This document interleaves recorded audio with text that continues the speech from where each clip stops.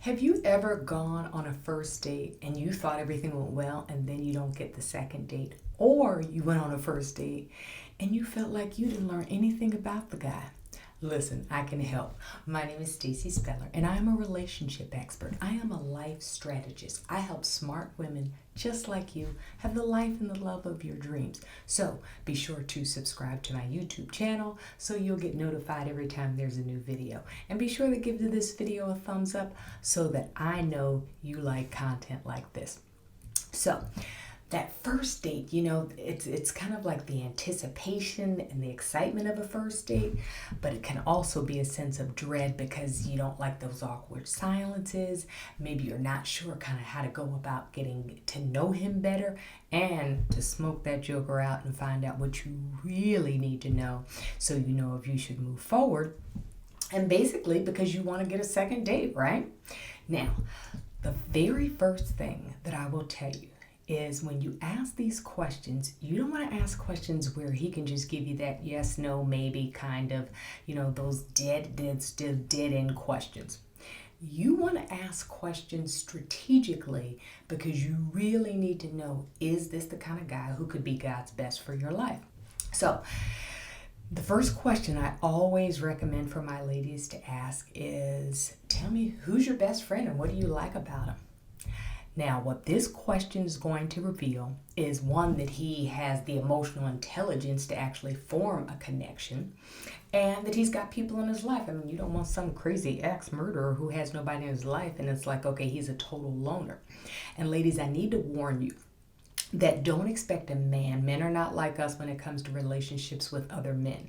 So he's not going to have that best friend that he could go on talking about for hours on end and talk about, how, they sit on the couch and eat ice cream and watch chick flicks and they're there for each other's breakups and this and that. That's not necessarily the kind of connection he's going to have, but it could be just a guy, that he likes going to the gym with, or they go to sporting events, or just, somebody from work that they kind of hang out.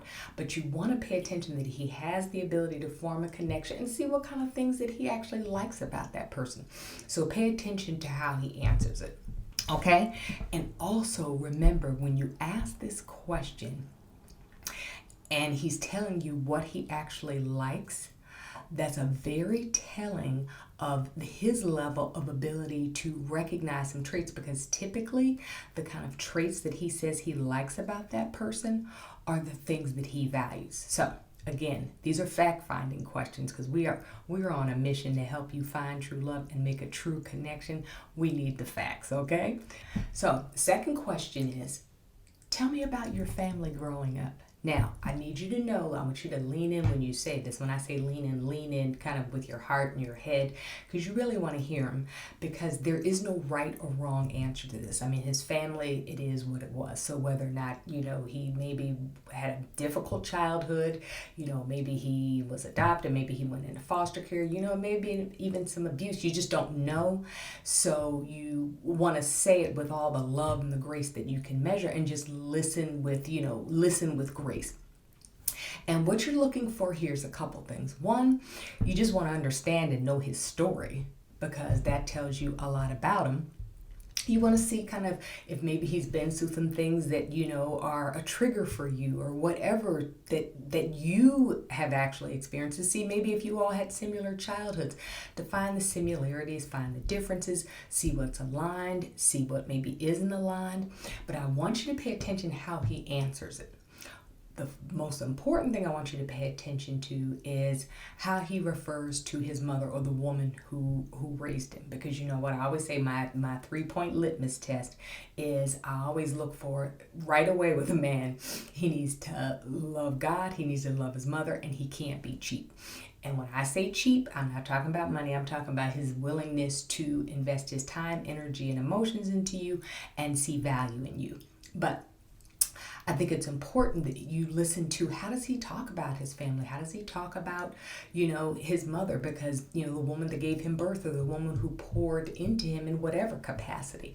So pay attention to that. Again, you're looking for alignment. You're looking to really get to know him better, but there is no right or wrong answer. And you're certainly not judging. You really just want to kind of get to the bottom of it.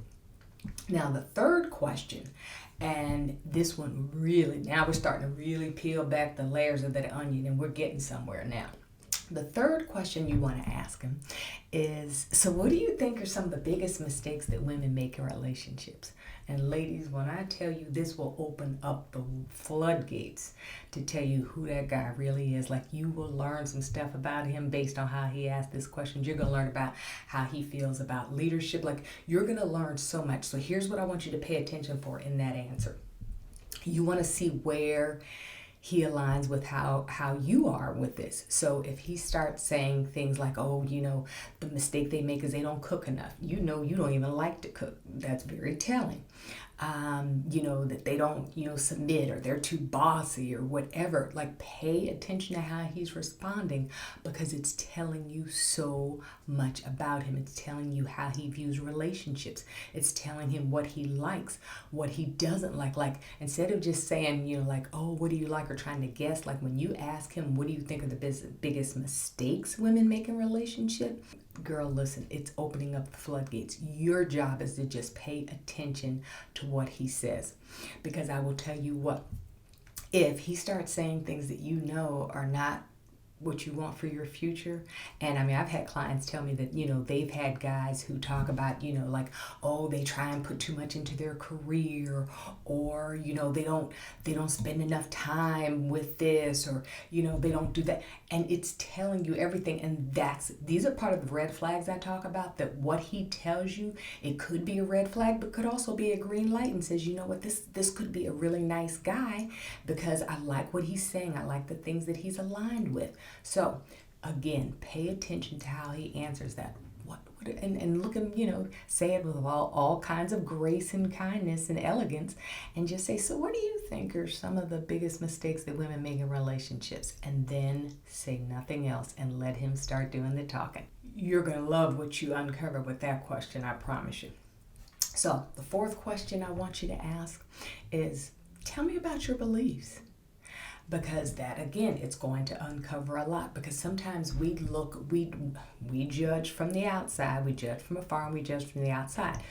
So, maybe he doesn't go to church, or, maybe you have questions about, kind of where he is. This is going to tell you a lot, because unfortunately we'll judge by, okay, does he go to church every Sunday? Is he so holy that he glows in the dark in his prayer closet? And we get all like super spiritual and deep and religious, instead of saying, okay, tell me about your beliefs. Because when he starts talking about that, maybe he's completely, deep off into his faith, maybe even more than you are, and your values aren't necessarily aligned. Because there are some people in their faith, some faith that people don't believe in dancing, or, drinking, not even a glass of wine, or, smoking, or abstinence, or whatever that looks like.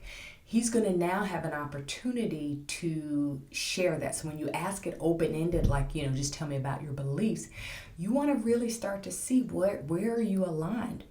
Where are you possibly different? And are you different in ways that is really problematic? So, for example, if he says, I don't believe in I don't believe in drinking at all. And you're sitting there like, ooh, I was looking at that nice Merlot on the menu. I was thinking about ordering that, or whatever. Then you already know that this could be a problem. And you also want to notice the tone of how he says it. Does he say it kind of real, almost judgmental and absolute, like, I had a client tell me that her guy said, I don't think women should wear makeup. And it's like, ooh, well, that's not gonna work, because she was like, she had makeup like on top of makeup. So, those kinds of things. Basically, what he's saying, like, okay, I thought enough of you to have this date, but if this is something we're gonna pursue, then that makeup thing is gonna have to go. So you want to see just how absolute he is. Is he rigid with it, or is he kind of flexible?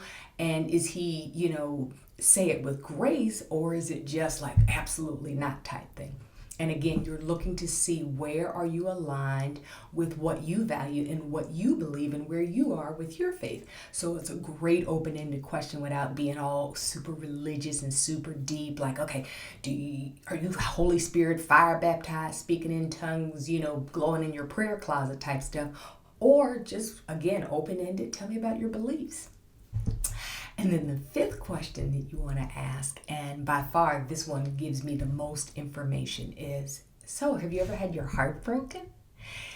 Now, assuming he's older than 17, he's going to say yes, because we've all lived, right? And so you want to see that he's been able to form a connection, he's been able to love or connect with someone, and then he had his heart broken. But you want to pay attention to the language he uses. You want to see whether or not, he goes negative, because if he goes negative, that's a red flag. That's an indication that he may not be relationship ready. It's an indication that he may not have worked through some things if it immediately turns negative. You also want to really check and see, as he's answering this question, is he putting all the blame on somebody else, or is he taking a little personal responsibility, like, hey, maybe it didn't work out, or, I wish things had been done differently. A sign of emotional intelligence and maturity is taking a little responsibility, even showing some regret or some remorse, or just some things that could have been done differently. And this is so much better than just asking about an ex, because again, it's so much more open-ended, and you can really mine for information, because that's really what a first date is. You're mining for information. When I have clients tell me they went on a first date and they just feel like they didn't know anything about them, I'm like, girl, you got to ask the right questions. The reason you don't have the right answers is because you didn't ask the right questions. So those are the 5 questions that I want you to go. And when you're doing this, again, you're saying it with a smile. You're saying it open and easy and light and with a lot of grace and elegance.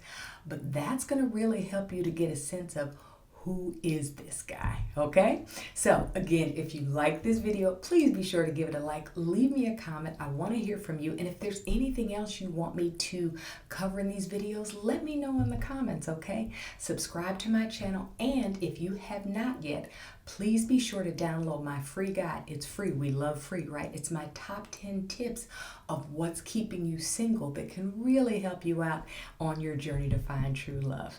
I'd love to hear from you. Take care.